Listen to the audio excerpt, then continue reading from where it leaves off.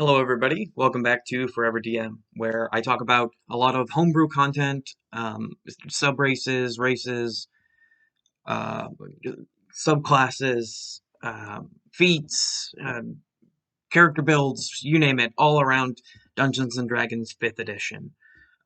If you are subscribed, thank you so much for showing support to the channel, and make sure you turn on that notification bell so that you can know when I upload another video. Today, I'm going to specifically talk to the dungeon masters out there and how to build a good puzzle or trap, some sort of barrier in your games. Without further ado, let's talk about how to build a good puzzle. So, first of all, you need to understand the three basic pillars of play, which is adventuring, social interaction, and combat. Those three things make up Dungeons and Dragons. There are players who tend to like one or two of them more than another, but there are people who just like a good mix of everything. So making a good puzzle should incorporate as many of those things as possible. Uh, Good ideas to think about when building a puzzle is how hard it is. The harder a puzzle is, the more hints you should be able to give your players so that they can solve it through those three pillars. And I'll get more in depth as we go along. Um, but every puzzle should have at least a hint, and the harder it is, the more you should have. And the way you find those hints shouldn't just be, oh, you just wait until everyone's fed up and then you give them the hint. That's actually, in my experience, one of the worst things you can do, because now you're basically making them feel like they should have gotten it all along. And if they're already fed up, they're already at a situation where they're not having fun anymore. And you just handing something to them doesn't give them that sense of, I found it. It's you being, all right, fine, I'll just hand this to you. So you don't want to just hand stuff out and make it too difficult. Because the number one rule you should have when playing a game is fun. Fun trumps pillars, period. If it's more fun to incorporate variant rules, the feats is a great example of the player's handbook. Feats are an optional rule, not a regular rule of play. But if feats is more fun including them, then by all means include them. That's why they're there. The types of hints can be vastly different, and the way you do them could be found in different ways. So let's focus on the first pillar, adventuring. So an adventuring hint could be something that the players find. If they go looking, they need to be able to find something. So some examples are like maybe there's in a room there's a skeleton and the skeleton's clutching a journal with notes that could be clues about the puzzle, or maybe underneath a decorative pot they can pick it up and inscribed on the floor is another hint towards the puzzle, or a secret door could lead to a hallway and there's just scribbles all over the walls with a bunch of hints. That way, if the players who like adventure, they find something. You don't have to give them a magic item every time they go looking for something. You can just give them an answer to a puzzle, which makes them feel rewarded for doing what they like. That's what all of these are for. For the players who like to do these things, they get rewarded for doing the things that they like. It's a win-win scenario. So some social interaction hints or clues could be a fellow adventurer is also in the same dungeon as them, and now they've decided that this dungeon is too much for them, and they'd like help finding their way out because they're lost. So maybe that fellow adventurer could give them a clue in exchange for telling them the way out. Or A native to the dungeon. It doesn't have to be a monster, but maybe, a creature is in there that offers them help in exchange for gold or something. Or a talking statue that will give them a clue if they solve a riddle, a very easy riddle, or something like that. That way, the people who like to role play don't feel left out when you give them a dungeon, because um, not everything is like this, but sometimes when you go into a dungeon, the people who really like social interaction don't really get to do much because, oh, there's a monster, I go kill it, and then murder hobo begins. So giving them a chance to interact with something, even if just for a moment, gives them that spotlight so that they get to do what they like before one of the other pillars kind of takes the lead and starts driving the car. And then lastly, we have our combat hints. So these are probably the most used one, whether you know it or not. If you have a room with treasure in it and there was a monster before that room, that is a combat interaction in front of a reward. It's the easiest one to do, but you could take a little bit of a spin on it. Instead of just having the monster guard something. Maybe the clue is on the monster, and like it could be a scroll that's like clenched in its hand that it holds tightly while it fights. So after they defeat it, they get to find out what that scroll is. Or even better, the combat interaction could be an alternative to the puzzle. Defeating a monster will just give them a key or something that they can unlock a secret tunnel that bypasses your puzzle entirely. Which actually brings me to another thing about making a good puzzle is it shouldn't have a single solution.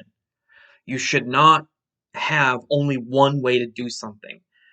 Many a times my players had come up with a very clever alternative that I hadn't even thought of, and I let them use that as the solution because now they feel rewarded for coming up with something clever, and it rewards better imagination. It's win-win. Um, you don't have to feel defeated every time they do something that you didn't plan, because I have news for you, it's going to happen, and it's going to happen often. So you should be open to alternatives. Um, I went about all the good things that you should do. There are some things that you shouldn't do as well. A big one is locking things behind skill checks. Don't put a clue behind a perception check, because if everybody fails that, that clue is gone. Now, that doesn't mean don't put skill checks in things, because that's another bad thing. Optional things should be locked behind skill checks. If you want to throw a magic dagger at them, don't just hand it to them after they kill a monster. After they kill a monster, if they look around the room and find that there's a really loose rock, but it could possibly be pulled open, there you go. Give them that strength check to maybe pull that out to find that there was a compartment that had a magic dagger in it. Um, Optional things, put skill checks behind them. Secret doors, um, religious symbols that if they know what it means, they can press a certain button and unlock something to give them a clue or a magic item. That those are the things that skills are for. Because if they fail that skill, they don't get whatever the thing that they were trying to pass it for is there.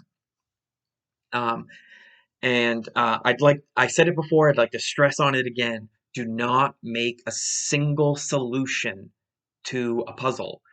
Let them force their way through. If they hit the door hard enough and just break it down instead of answering its riddle, that could be an option. If it's made out of wood, it should definitely be an option. If you specify that it's made out of steel, well, maybe that isn't the option, but maybe it could be bypassed with a nice disable device um, or thieves' tools check. So now let's give you an example of how it would all play out. So, say your players were going through a dungeon and they came across a door. And as they got up to the door, a face appeared on it and told them, "This door is locked. A phrase you need. If thrice you if so sorry, if thrice you fail, your flesh may bleed." Um, this gives them clearly a barrier. There's a door. It gave them a riddle. It rhymed. It's a nice trope to let them know, hey, this is a puzzle. You need the phrase in order to open it up. This clearly spells it out for them. They need to find a phrase to unlock the door, and that also they get 3 tries. So they might burst a couple of tries real quick just to see if the open sesame, maybe if that would work or not. So now there's our puzzle. So let's sprinkle out some clues around the place. So an adventuring hint could be that there is some skeletons on the floor, but one of them has his arm and hand completely intact, and his hand is actually pointing at a specific location. If they go there, they find that they can feel a breeze from behind the wall, which lets them know that, there's something off about this. And they find out that, yes, it's a fake wall, and they move it to find that the real wall shows a picture of a woman who's sitting drinking tea with her pinky out. And as they remove the wall, she magically moves, like the paintings in Harry Potter. She moves and she sets the tea down and stands up and gives them a nice curtsy before going back to the same image she was before. I won't say the answer to the puzzle. Maybe you can actually try and figure it out and post your answer in the comments below just to see if maybe you could get it. So there you go. There's an adventuring hint, like to try and show them, okay, this is happening. So the social interaction, let's use the one where maybe there's a denizen of the dungeon. If some time passes, before they get frustrated, they could hear a voice up above offering that they know the way through, and they'd be happy to give them that answer if maybe they paid a nice sum of gold to them. So if they agree, the voice turns out to be a goblin, and he scurrily runs towards them and grabs his gold, and then goes back into his vent. And as he leaves, he runs off saying, "Mind your manners! The door is quite fond of manners." And he's gone. Um, so there's the second clue that was uh, a short little social interaction. Maybe have fun with it. It's a guy who's there to do something, whatever. So, and then finally we have a combat clue. So, I mentioned before there's a skeleton in the room. There's another skeleton over here. And after they get one of the phrases wrong, or if one of your players starts to think really hard or something, maybe that skeleton rises up, and as he stands up, he bows and then draws his sword before fighting them. So there's a couple of hints to show what the possible answer to the puzzle might be. So here's the reveal. If you hadn't already guessed it, you still have some time. The answer to the riddle of the door is they just need to ask if they can open the door, or ask its permission, or simply ask it if it would be okay to open itself. Anyway, they show some form of manners to the door, it will oblige and open itself. Or another possible option could be the other skeleton that was pointing also stands up, bows before it, fights them, and then they fight it, and on it, his sword was written all over it saying, just ask the door and he'll open.